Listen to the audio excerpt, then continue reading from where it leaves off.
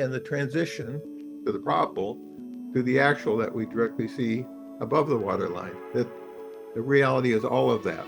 But that what we got stuck with for a long time was this classical physics notion, which was focused on only descriptions pertaining to that above the waterline, as though the reality is nothing but that. And that's the essence of the materialist description, that is to reduce all reality to nothing but a logic of the actuals, which is by current in several interpretations of quantum physics that have converged recently, a fundamental misconception of the best of modern physics.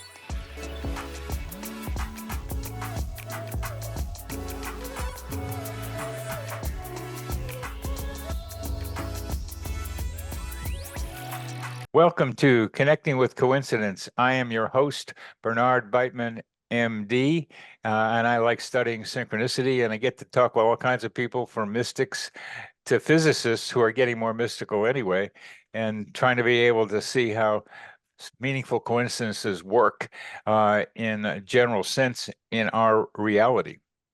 And our guest today is a plasma and space physicist and a philosopher.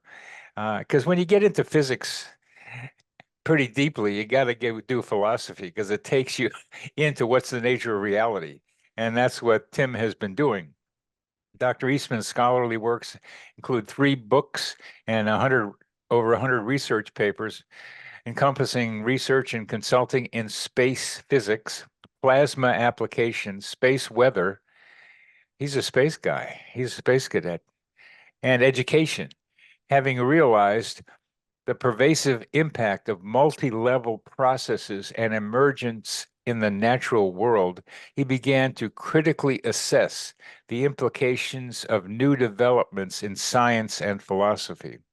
His major work, which we will discuss a little bit later in the program, is called Untying the Gordian Knot. And for those of you who don't know what the Gordian Knot is, Tim's going to tell us. Process, reality, and context. Process, reality, and context. What's real? How the context influence process. He synthesizes recent developments in philosophy, physics, logic, process thought. Biosemiotics is so important in all this. That is the symbols that biological entities emit that we can attempt to interpret, and he contributes to a new natural philosophy for the 21st century. That's a lot, ladies and gentlemen, and let's see what we can cover here with Tim, but let's start with where we usually start. Tim, please tell us a coincidence story. Well, Dr. Beitman, thank you for having me on with this podcast. With regard to a coincidence story, and I'm not sure if the proper label is coincidence or some kind of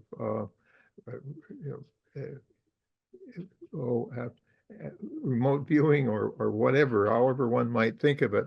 But my wife Carolyn was coordinating with a mystic somewhat over 15 years ago, helping set up a workshop. And this person came to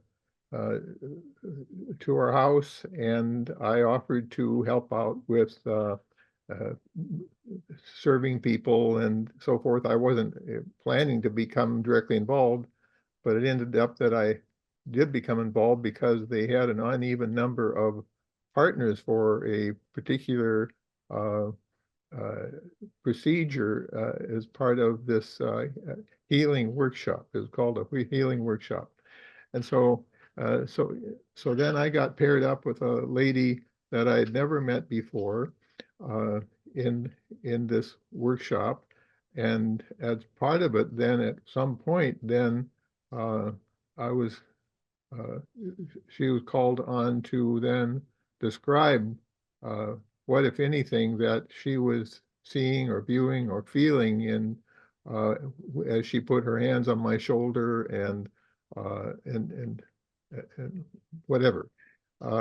So as part of that, then spontaneously, she then described the vision of that I was in uniform of some kind, that I had a patch on my shoulder with an insignia, a flaming sword insignia, and a number. And she said, "Oh, the number is XYZ." She rolled off a number. Uh, well, I was skeptical of it, and what could this relate to? So they asked me, well, had I been in the Boy Scouts? And no, I never was. And later, somewhat later, then the workshop leader came over and then asked, well, was I ever in the military? And then uh, it occurred to me, well, yes, I was in the Army. I was indeed for a while back in 1968, 70.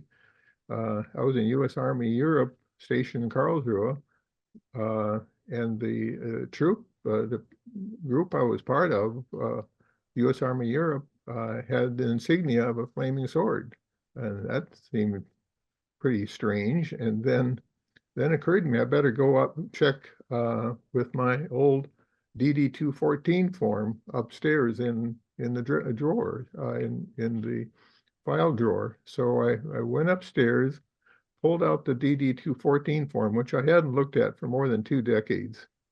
Looked at my RA number, the Army uh, standardized number that I had, and indeed, the number she had given me was correct of 7 out of 8 digits. And I just broke down and cried. That was impossible. No way.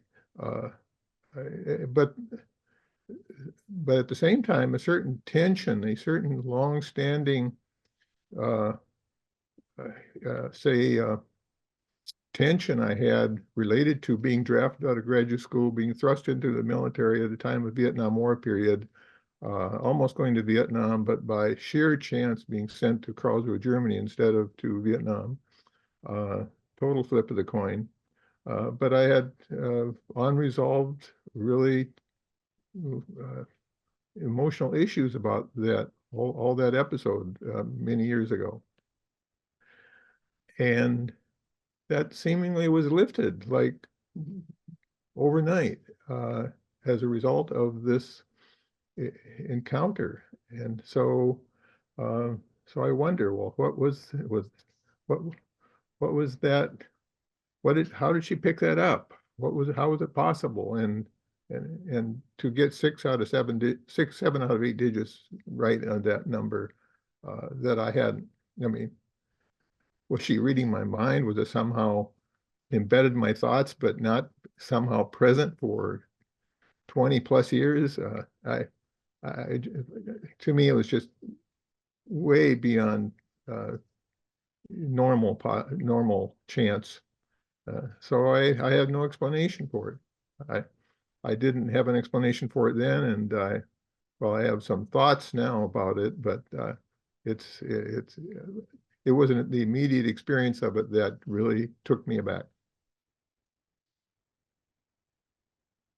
It's not only the 7 out of 8 digits, it's the flaming sword. Well, that's right. Yeah, it's almost like she had a vision that somehow in the broader mind space that was there in the encounter, that she somehow was picking up on uh, that mental space that was beyond, that she was somehow also embedded in, and somehow picking it up and almost like reading something. And yeah, amazing. It's amazing. And the more I study coincidences, and I'm calling this a coincidence just because it's a neutral name. Two things came together in an unexplained and surprising way. And that's simply what I mean by coincidence. And you were not just surprised, your response was to start crying. So that made it meaningful to you. Had deep meaning for you and actually helped you kind of psychologically, psychotherapeutically, I would say, to release a lot of the tension, feeling, worry, anger, relief that you had felt not having to go to Vietnam.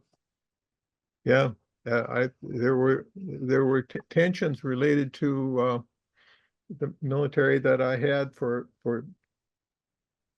at that time. It was already 25, 30 years, and almost overnight they basically went away. So yes, it was very healing. It's very healing, which you didn't expect, of course. Uh, and when you reported it to me, you didn't tell me that it was healing. And that's a really important part of all this, that it was healing for you. So there are two meanings that I want to be able to talk with you about. And we just did one of them, the meaning to you personally. I'd like to ask also about what Jung would do here is ask about the meaning of the flaming sword to you. Hmm. Uh, well, the flaming sword was the symbol for U.S. Army Europe, and that was retained by the group that I was part of when I had been stationed in Karlsruhe in the time period of 1969-70. Uh, so yeah, it was the actual design on the patch, uh, and I don't have any particular, say, meaning about that symbol as such, but the very fact that she in this workshop picked up that design, not just the number, but the fact of that design and properly described it, basically flaming sword, which it was. Uh, that was that was part of the surprise and the shock. I, I'm going to I'm going to be an interpreter here, and you will thoroughly agree with my interpretation. Um, Well, even go ahead. even because you haven't thought about it, you just told me what you just told me about it being the symbol, the concrete idea that it's being the symbol for the military there. I think you've written a book called uh, "Untying the Untying the Gordian Knot." And I think there's a sword involved with the mythology of the Gordian knot. Well, that's right, Dr. Bateman. By all means, the Gordian knot was this mythic story about a knot that was created that was absolutely undoable, not couldn't be untied by anyone under any circumstance whatsoever. And then, well, an innovative hero came to encounter this, and then just grabbed a sword and just broke it apart. So in other words, they're like a transformation, a innovative solution. Innovators, let's just cut that thing with the sword. Now, what do you think of the connection I just made? Well, that's interesting. I hadn't actually thought of it that way. No, you hadn't. No, you hadn't. That's why it was fun to tell you because you hadn't, but it was right there. It Right, was right there.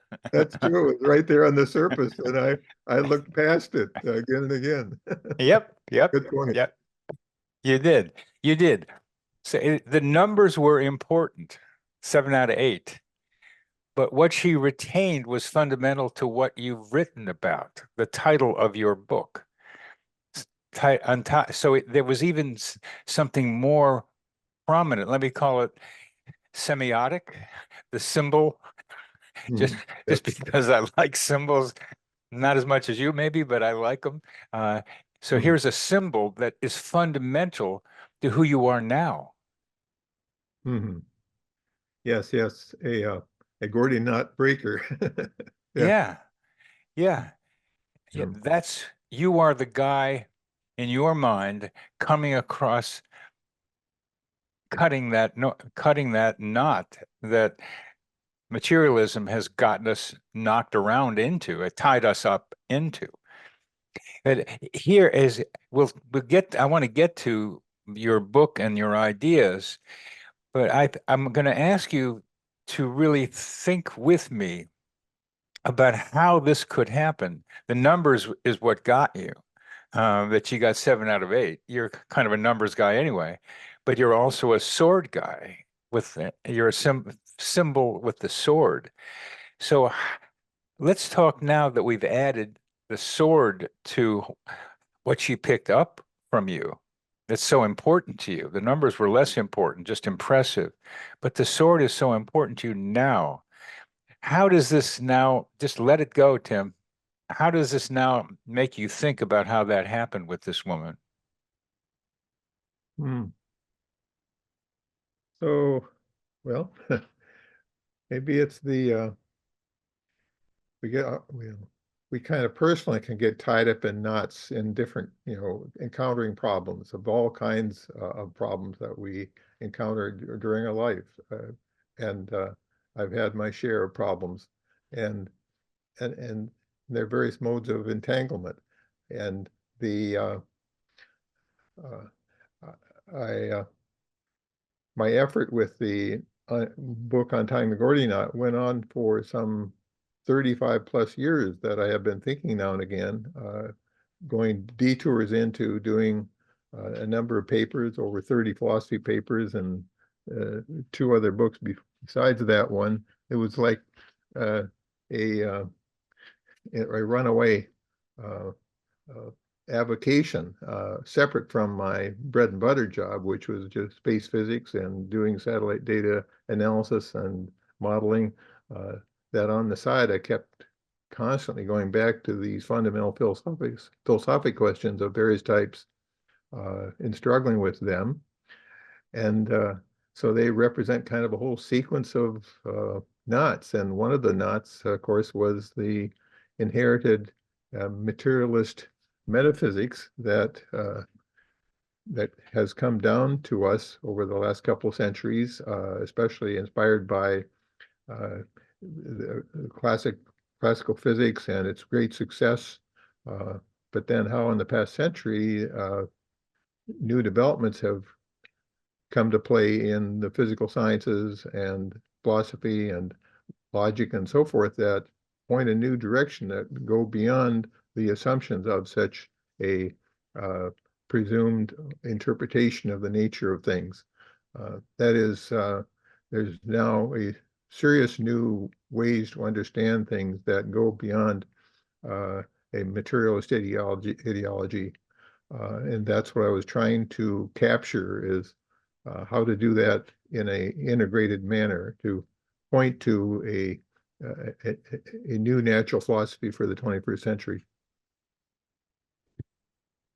And that's what you're doing. And we'll go into that a little bit more, but I I'm just I'm just tickled because I only thought of it just talking to you about the sword and the Gordian knot, um, and how you're in your own mind, your own mythological mind, uh, you are wielding the sword, the flaming sword, to cut the materialism in pieces to help create the new view of reality.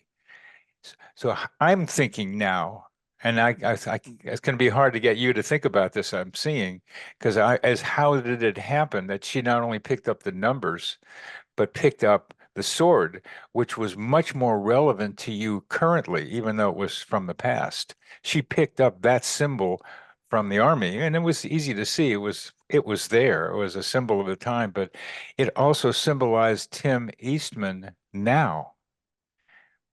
Hmm. Well, I don't know about anticipating such future events. The future is open, possible, and so forth, but not I'm, not I, I'm as not trying to say that was a prediction. I'm yes, saying of all the symbols she could have picked up, and I'm talking to a guy who's into semiotics, by the way, yes, uh, yes. interpreting symbols. I'm trying to get him to interpret a symbol here, and it ain't easy. That's what I'm trying to tell you.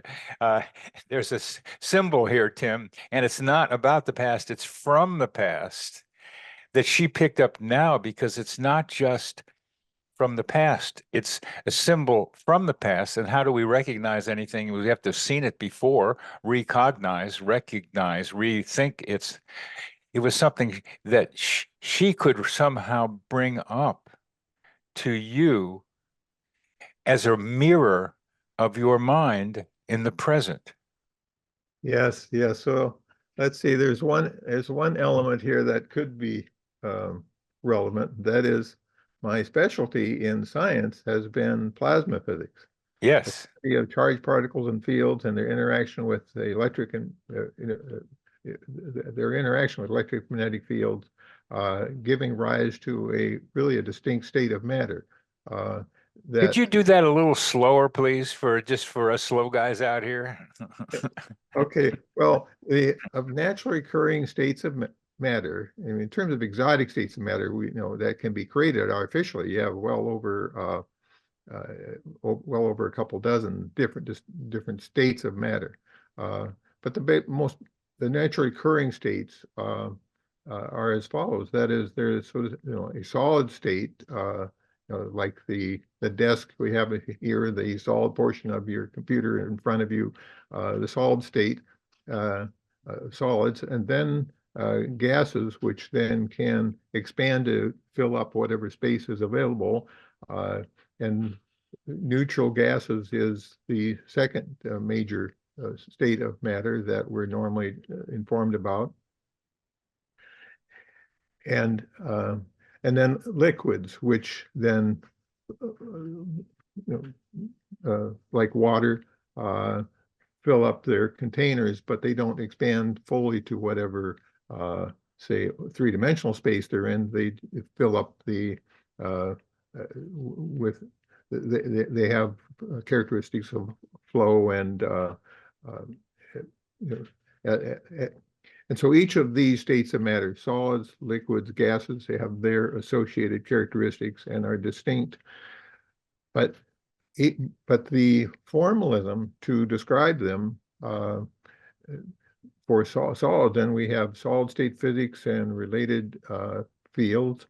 For liquids and neutral gases, we have the Navier-Stokes formalism and a particular scientific way to address fluids in general. But then distinct from that, you have a distinct formalism for handling the study of plasmas, namely the Maxwell-Boltzmann relations and the formalism to handle the interaction of charged particles and electromagnetic fields. And so the plasmas are distinct with respect to the basic physics from neutral gases. So you might say that there's three fundamental systems of naturally occurring matter. That is solid state systems and fluid systems and electromagnetic and plasma systems. But usually we just talked about solids, liquids, gases. Well, in a way, Aristotle had something to add to this. That, remember, he talked about how the element of fire was like a fourth one, and fire is sort of, you might think, symbolically only a component of fire at times at very high temperatures, the plasma. But in terms of the long tradition, fire is kind of like plasma in that manner. So really, it's often been said that plasmas are like a fourth state of matter: solids, liquids, gases, then presumed as neutral medium not responding to fields, and plasmas, which can carry a current, exhibits not just carry current, but exhibit collective effects and the kind of interactive effects of modern field. What do you mean by interactive effects, Tim? Well, so electromagnetic fields, where we talk about both electric fields and magnetic fields and their connection.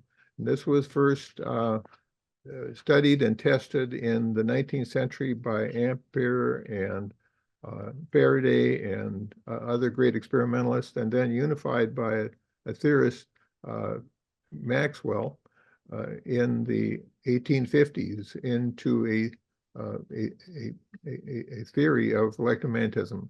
And with adjustments, that became a basis for modern physics, very important throughout the 20th century. And then indeed, in turn, that became a basis for breakthroughs in relativity and in quantum physics.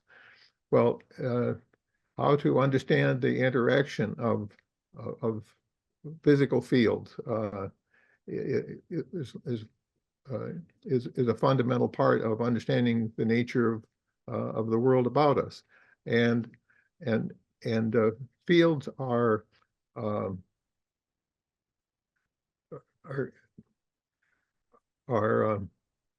physical aspects of our world, in which there are like connections between, say, an electric field between a positively charged particle and a negatively charged particle. You have a certain force, and that force is associated with the size of the amount of that electric charge and the associated field and the distance between them, and then and for each of the forces that we know about, gravitational force, electromagnetic force, and the strong and weak force, the fundamental forces, with each of these there's an associated field.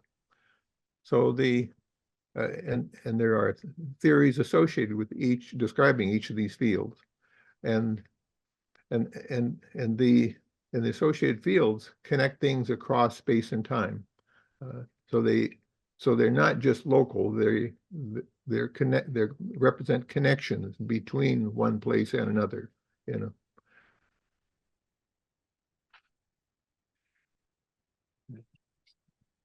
I kind of still don't understand that they represent connections. That you described maybe two different fields and they're connected somehow.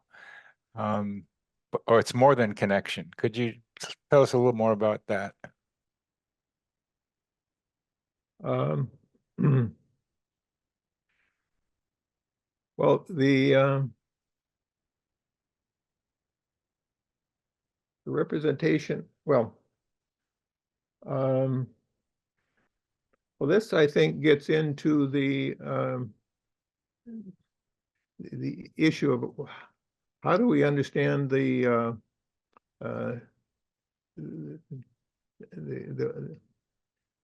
basic interactions of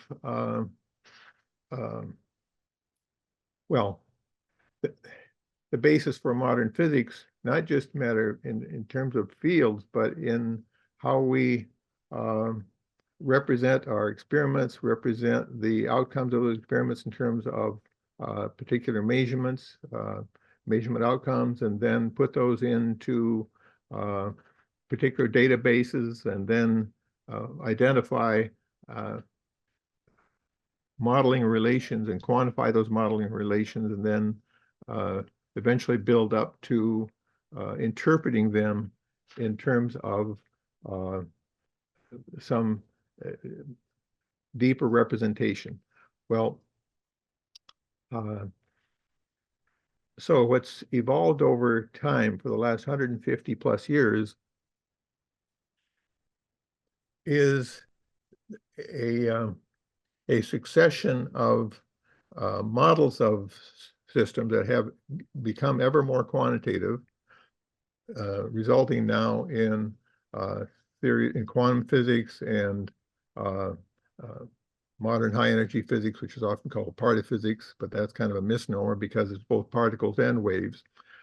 And currently realizing that to properly describe physical systems inclusively, we need to not have just the approximation, which is called classical physics, we need to recognize that our fundamental reality is a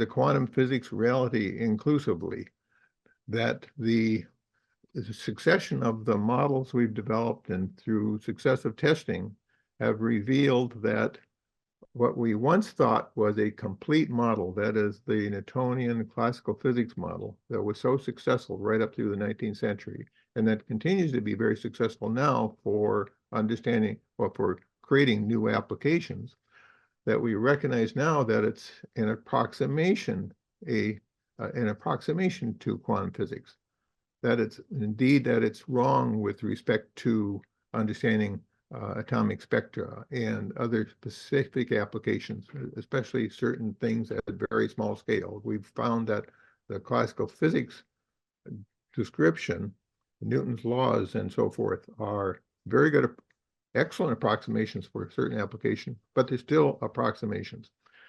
Now, what then emerged in the 1920s is a realization of a way of understanding atomic spectra that then was put into the form of a in 1925-26 a formulation of the basis of quantum physics, and that mathematical formulation of quantum physics, the core of that now has been tested and repeatedly and extensively for over 100 years and is very highly confirmed. But a difficulty has continued about how to interpret the quantum physics. Well, I think now what's coming together is a new way of understanding quantum physics, and how the classical physics is a very good approximation, but also that interpretation, the best interpretation of understanding quantum physics is pointing to a new way of understanding things, a new way that incorporates both actuality and possibility, both a logic of the actual that I call a Boolean logic, and a logic of the possible, a non-Boolean logic. And to me, it's just common sense. You know, we live in a world that's embedded with both given actualizations of things that we touch and feel directly, those actualizations, but then they're in terms of going into the future, what's coming next inevitably involves some possibilities of this versus that. Well, it's turned out that quantum physics essentially requires, for its full understanding, a logic of the actual and a logic of the possible, whereas the old classical physics, that could be described adequately by a Boolean logic, a logic of binaries, of yes or no, logic circuit on or off, 1 or 0. And Boolean logic, digital circuitry, the basis of our computers, is extremely powerful, but it's intrinsically incomplete.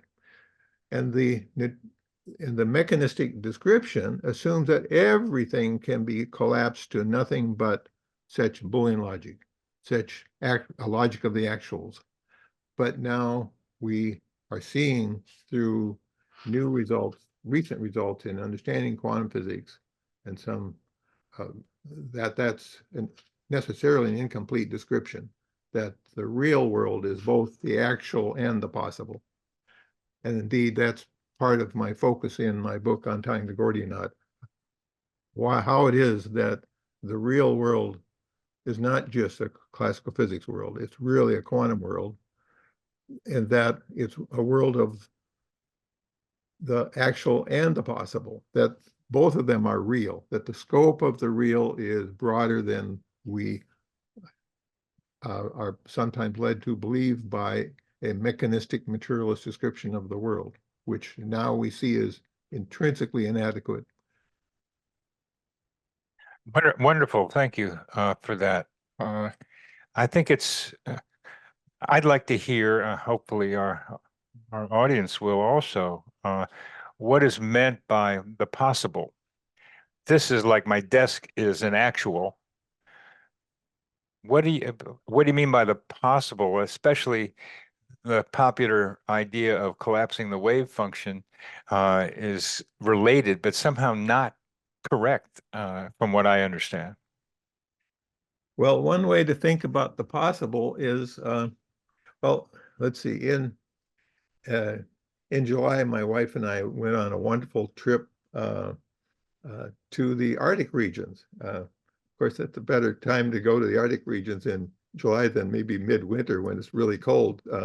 We enjoyed temperatures on the order of high 40s up to mid 50s in Fahrenheit as we went to Iceland and then by ship up to Svalbard at 78 degrees latitude and then down to the Norwegian fjords and had a wonderful trip.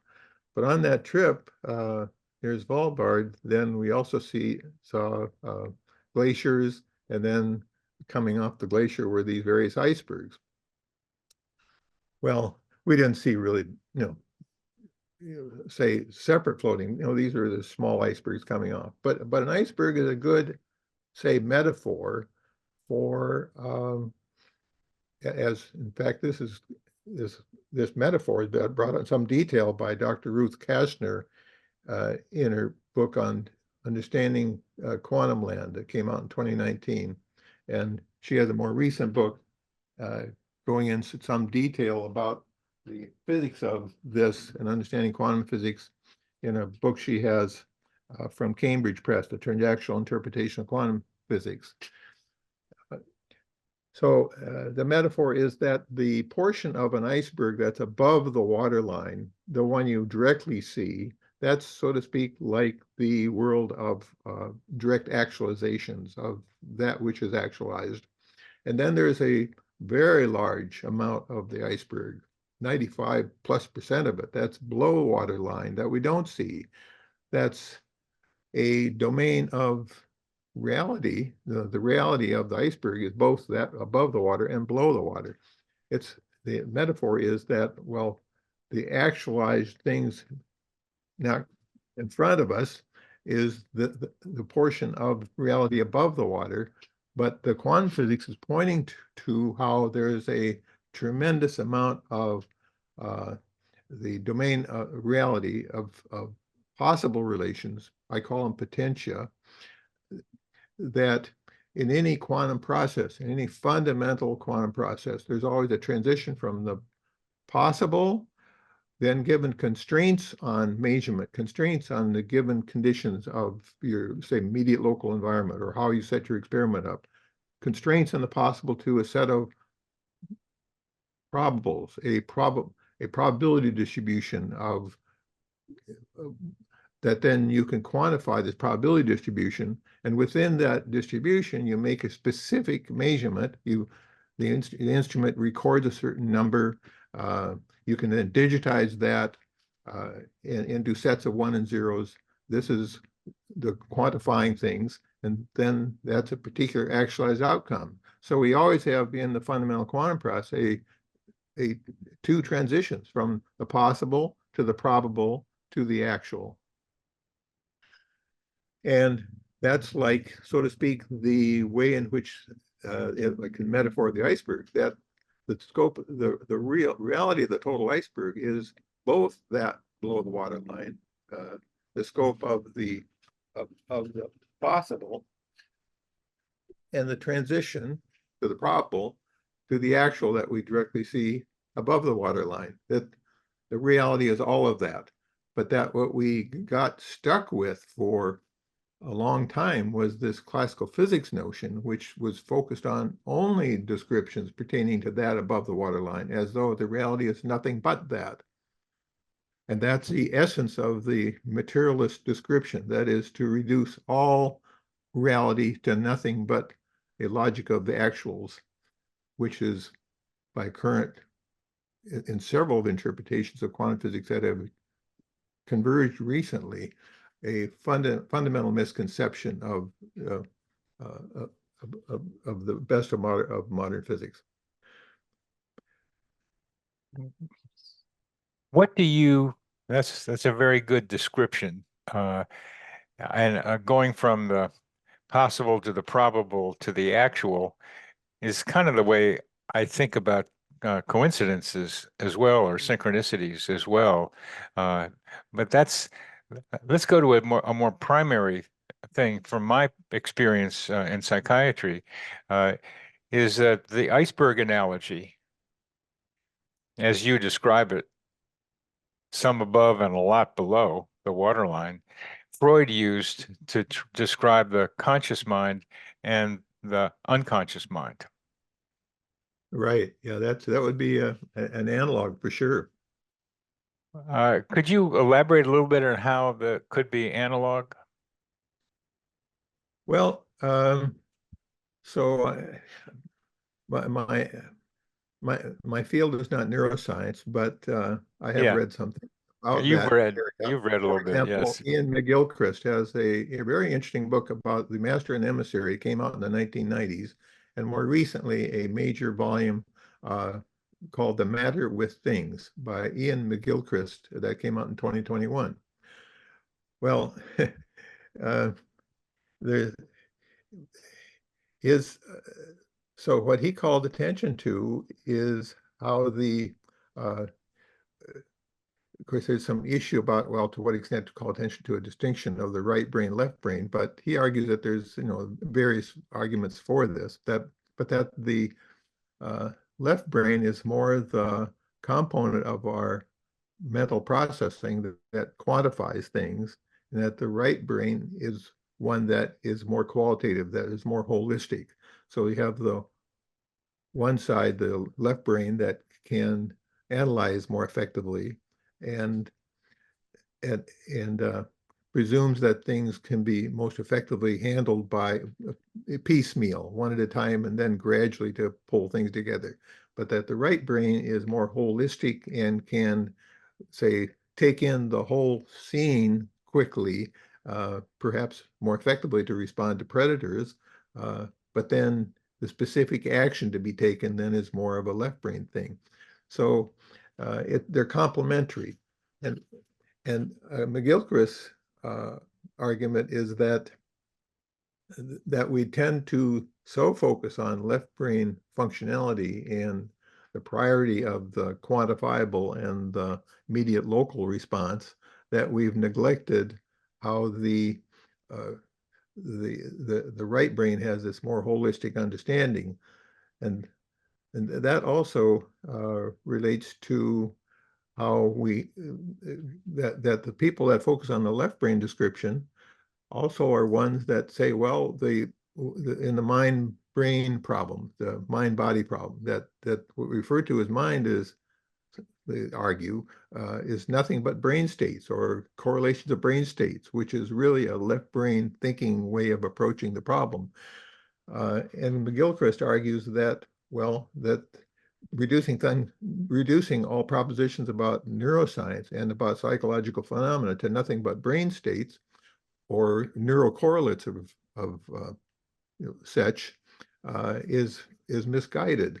That the mind is a reference to a more uh, holistic, broader set of relationships and patterns that the right brain is attuned to in a unique way, and that the mind, well, it may even be something that is broader, literally broader uh, than ourselves. In other words, so to speak, a mind space that is uh, spatially not constrained, certainly not just to the skull, but literally broader in some way.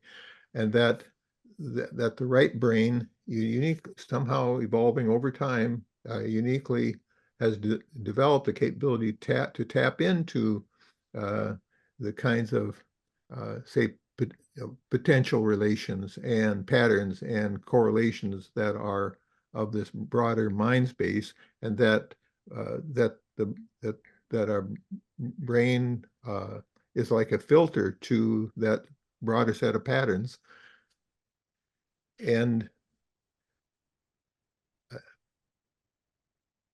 and the and the And so it just changes how we think about uh, uh, many of these neuroscience and psychological issues about thinking of the mind space is broader than the brain and the brain as a filter, as opposed to somehow thinking that everything has to be reduced to describing things in terms of brain states, which is a standard reductionist mechanistic description. And it certainly looks to me like new developments in biosemiotics and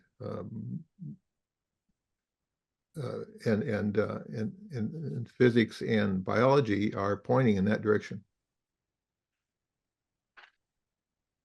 Mind space, a term I just heard you use.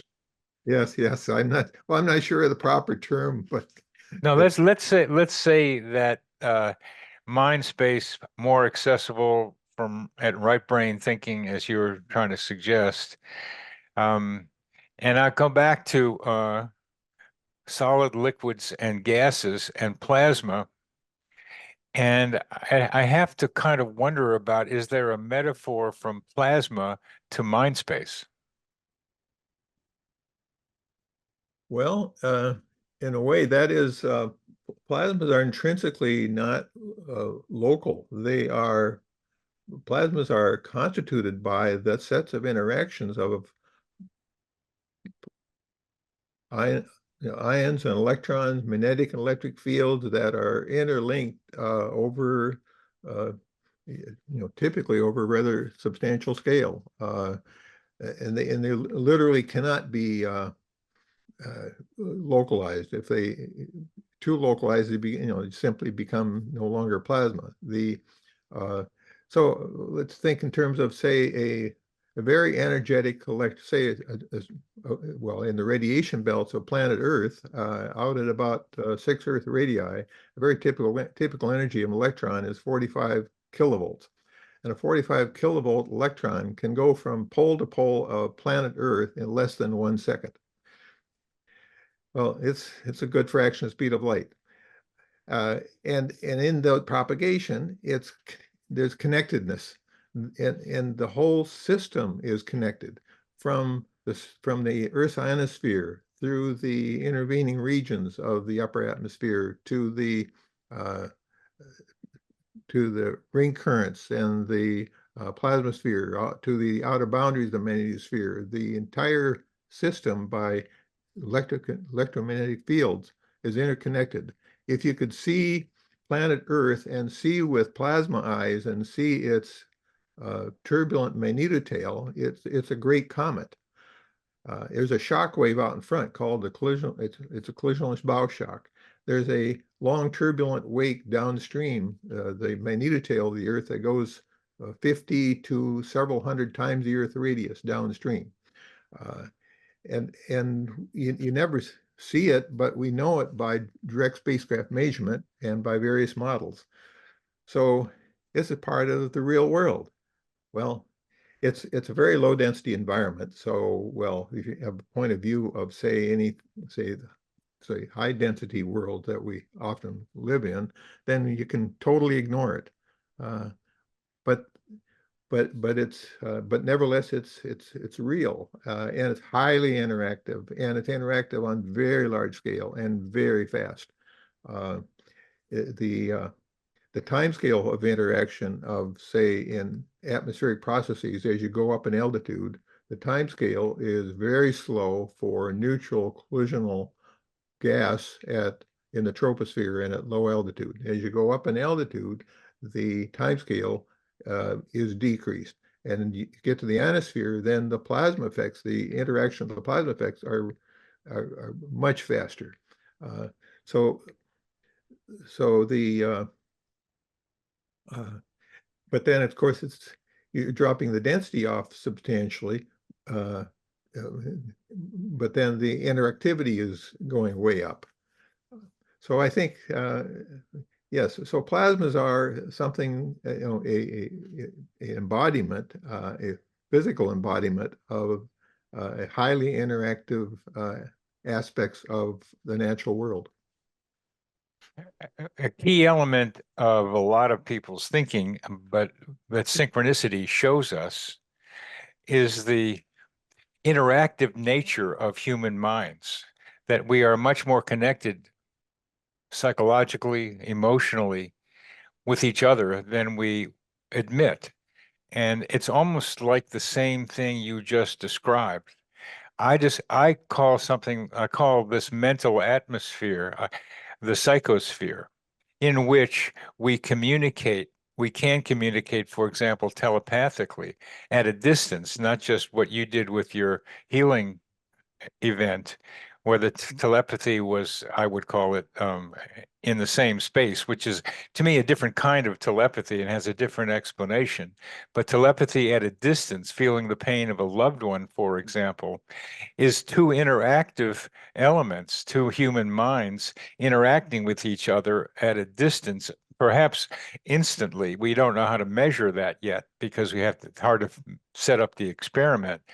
So this psychosphere, as I am understanding it, contains some of the elements, or can be described by some of the elements of interactivity that you just described, that the plasma sphere, I'll call it, that surrounds Earth, seems to have characteristics of. Yeah, that's yeah. Well, yeah, you identified a better term than I, the psychosphere. That's good. Like I meant, referred to some kind of a mind space, whatever. But that is, but psychosphere would be likely appropriate. You're right. Um, yeah, and so the high interactivity of say space plasmas in the vicinity of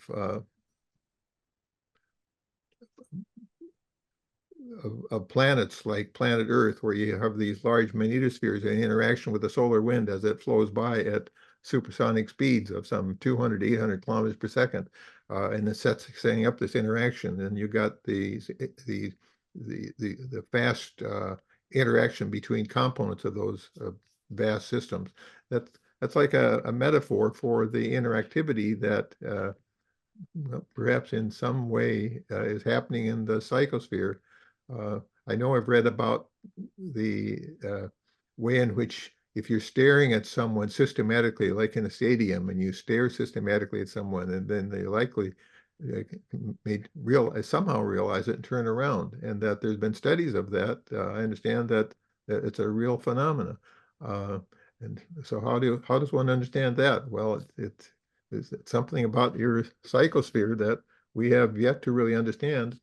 My view as a scientist is that we shouldn't uh, presume that some observation, some experience is somehow impossible based upon a prior theory, that we should pay attention to new experiences, new observations, and pay attention to that, and then gradually develop the models to work with it and not be too dependent upon our prior understanding.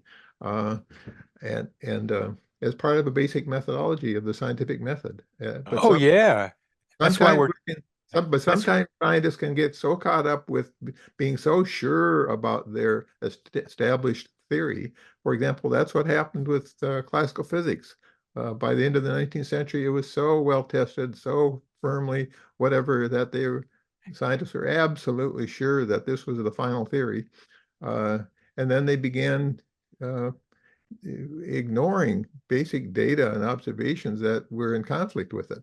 And Well, Tim, I last week I talked with Federico Fascin, uh, and he caught me still thinking in classical physics terms.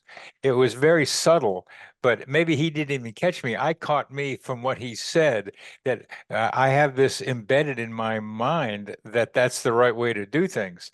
What you are doing, what I'm doing is trying to say, let's take the observation and change the theory, and or the model. I like models better than theories just because they are descriptive and they right, are. right. You go from observations to a model and eventually to some theory. And venture to a theory, but give me a picture first and how it interacts. And I'm I'm I've I've localized, relatively speaking, the psychosphere between the Earth's crust and the ionosphere, just because that's all I could come up with. And in that in that space is the Schumann resonance. And somehow I think the Schumann resonance, which has a resonance supposedly similar to what our brain EEGs are, has something to do with showing us the connection between our brains and the mind that is the psychosphere. Yeah, that's a very interesting possibility about some connection with the Schumann resonances, the Earth ionosphere, uh, uh, wave propagation effects. So that's plausible. It's somehow that we have response to that in some way, but it's we should pay attention to. The experiences and the observations and how to and so many of uh, these uh, psi phenomena and various subtle phenomena they're very difficult to quantify. They're very difficult to apply the standard scientific process in which you try to put things in a controlled laboratory environment and insist upon a certain level of repeatability. Uh, and indeed, uh, insofar as we can, we'd like to be able to quantify things, to be able to put things into numbers and so forth. Uh, but We would many we of would these li- effects, we would like to, but I like the idea of having a model first for what the numbers might be. Uh, eh, and oh yeah, I'm a model builder. oh yes, And that's always a good way to start, and I think psychosphere is a reasonable way to begin your model.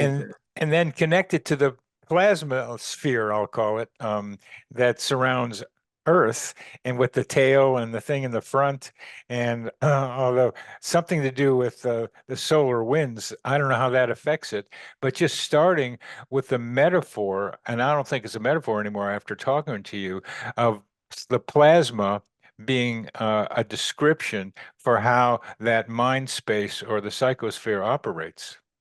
Yeah, well, there might be, I could imagine there could be some coupling, say, with the uh, Schumann resonances and all so forth with biological organisms. By all means, the at the same time, uh, uh, I, my guess is that when we are reaching into, uh, say, the understanding the psychosphere and these certain psi phenomena, that that relates to that broader reality of which the that's below that the portion of the iceberg that's below the water, that is that portion of reality that's feeding into the ongoing actualizations, but not the actualizations themselves that I can so easily put in a spreadsheet and quantify in a standard. Yes, yes. That latter is something that is more of the type of thing that we do with Schumann resonances. We do the measurement and we do certain models of that, but uh, that the subtle relationships of uh, in the psychosphere and the psi phenomena and so forth may have to do with the correlations of potentia in in the quantum substratum, that veiled reality, that portion of the in the metaphor of the iceberg below the water, that is feeding into it, that is part of the ongoing uh, uh, sequence of possibility to probability to actuality. And indeed, I think that the phenomena of quantum entanglement that has now been so well established, that entanglement has to do with that interconnectedness in the quantum substratum, the veiled reality, that is part of that ongoing process of possibility, probability, or actuality, and that we should not, we need to be cautious with, say, looking at above the waterline, where we may get caught up with presuming that everything can be mapped into an Yeah, yeah, uh, yeah. to space-time actualism, a presumption that, like a container view, that this was common in the classical metaphysics, that everything could be thought of as nothing but sets of particles moving about with certain interactions within a container, and that you apply Newton's equation or some other formalism, and that every possible proposition or about the nature of the world could be mapped into that kind of container view with space-time actualism and the and a quantifiable description. There's an either or. There's an either or in what you're saying, Tim. And I have a continuum idea that the potentia that you see below the waterline can be more actualized the better we study them, so that the waterline goes down and we can see more of the reality that is potentially measurable, but not in the ways that we think about them. So that this telepathy, so this experience you had of numbers and the sword and the flaming sword can be described not in current terms, but in more digital terms than we currently are able to, if we encompass those potentia as actualizable right now. Yeah. You're basically saying is there may be a certain extent to which one can capture the information about the veiled reality, the quantum substratum in a scientific mode of description. Uh, but I think there are fundamental limits here. Let me call attention to a distinction I made in my book Untying the Gordian Knot in about pages 4 or 5, where I distinguished 3 fundamental ways of knowing. Uh, and and so one way of knowing is by focusing on how a particular set of relations can be described in a way that is independent of context.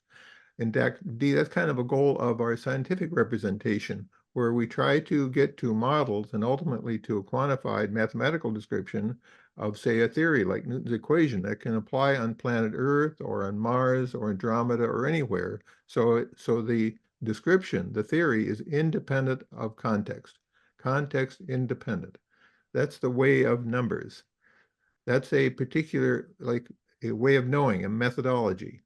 It's an important way, it's a fundamental way, but it's not the only way.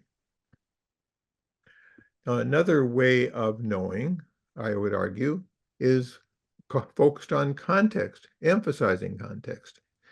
Well, arguably poetry, the arts and humanities, they emphasize context. They're a distinct type of knowing. They're emphasizing context. So on the one hand, we've got a methodology, a way of knowing, the way of numbers, the standard scientific way, which is context, its goal is context independence, even though upon a particular application of a specific quantifiable model, I'll need to bring in initial conditions and boundary conditions to apply it. So in that sense, it's always context connected. You can't avoid context. Eventually. But in terms of the abstract formalism, that it's useful to focus on ways to do it in a way that's context independent. The notion of symmetry relates to that. Focusing on symmetry helps to identify context independent relations.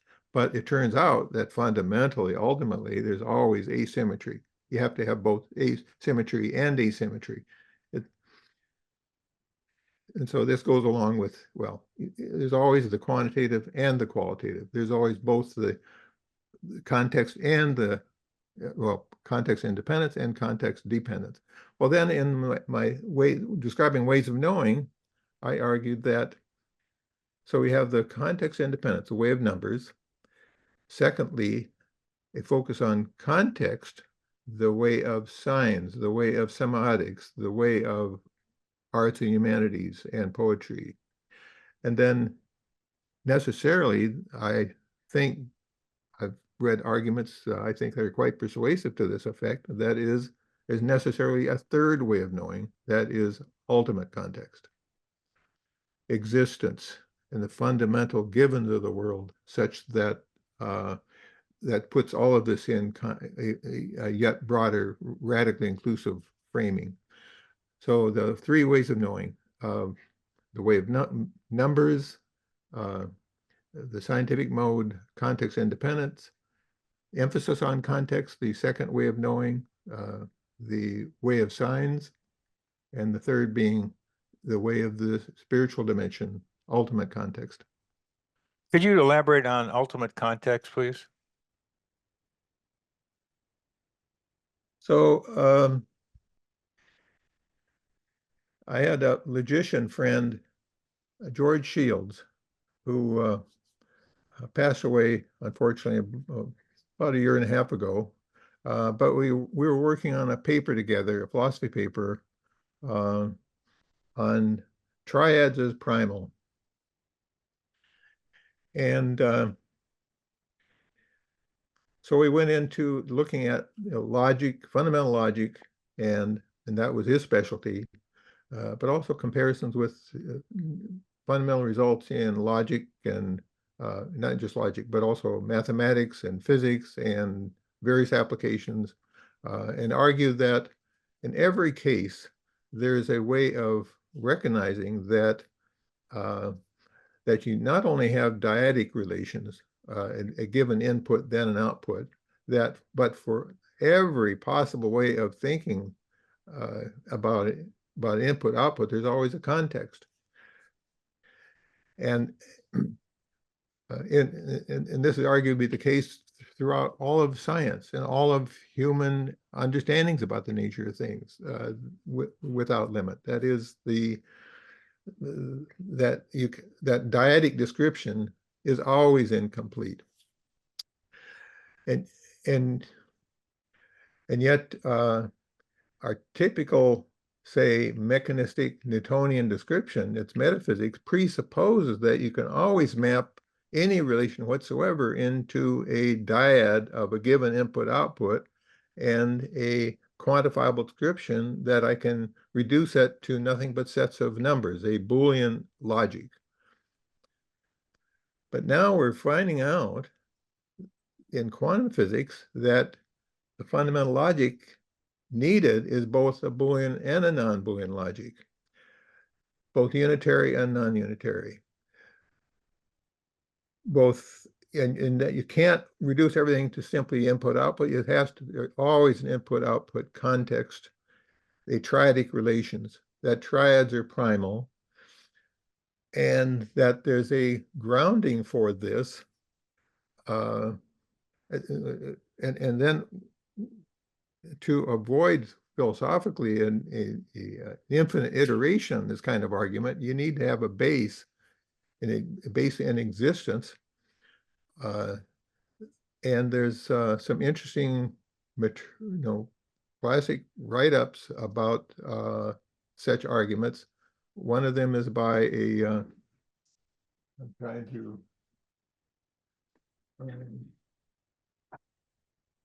One of them is by the philosopher Milton Munitz, M-U-N-I-T-Z, and one of his books from around 1980 is on existence, giving those classic philosophic arguments about how that's in a way unavoidable. And my logician friend, Professor Shields, University of Kentucky, argued that it's unavoidable from arguments of fundamental logic. So it's interesting. So that's part of the basis for taking the ways of knowing. It's not just being the way of context independence that, say, scientism presumes we can map everything to nothing but that, to a way of context emphasis, the way of signs. One could argue, well, that covers everything there, but that inevitably there are arguments why you can't avoid going on to that third mode of ultimate context.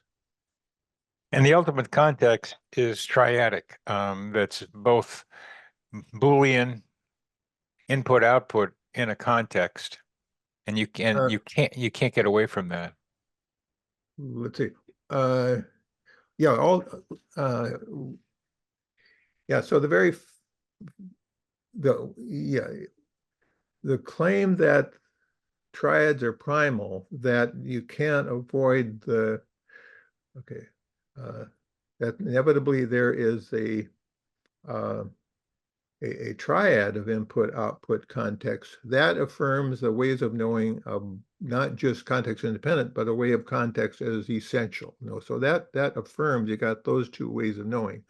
In a way, the argument for ultimate context of existence, that, in other words, that somehow ultimately is a given, is that goes like one more step than simply affirmation of the inevitability of context. It's a step that somehow there needs to be a grounding for uh, for these attempts at getting at the reality of the world inclusively. Okay. I think I understand some of that. Um, and we're going to have to stop in a bit, but let me ask you a perhaps related question that in this world right now, we are, and maybe before, but we're in a conflict between the digital and the analogical. Oh yes, yeah. That's the digital is, so to speak, on the presumption, and we can map everything into uh, nothing but zeros and ones to a Boolean logic. The Yeah, digital representation, if you take that as a worldview, then that's collapsing everything down to nothing but Boolean logic. And what I'm saying is that contemporary quantum physics, in the very best recent interpretations, are saying you've got to have both Boolean and non-Boolean logic. You have to have a logic of the actual and a logic of the possible. And scientism, which claims it can be collapsed in nothing but a logic of the actual and presupposed space-time actualism, is I would argue, simply false. it's It's a false. It's false false. claim about the logic. It's a false claim about the science, and it's a false understanding of the scientific method, because the notion uh, of entailment, given an A, and then you have an absolute entailment of a B outcome, is is which is a basis for arguments for absolute determinism. But that argument is fundamentally flawed, because uh, for every dyadic of an input-output, you always have this context of a input-output, the relation, in a way, the semiotic relation. You can't avoid it. You Uh, can't avoid it. I can't avoid it. and You and can't and avoid it.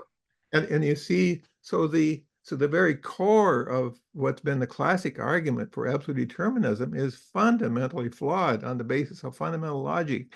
And Professor Shields has set up he set up a 9-step modal logic proof that the claim of absolute determinism is fundamentally incoherent, and it occurs in one of the edited volumes I did, in which he did that essay.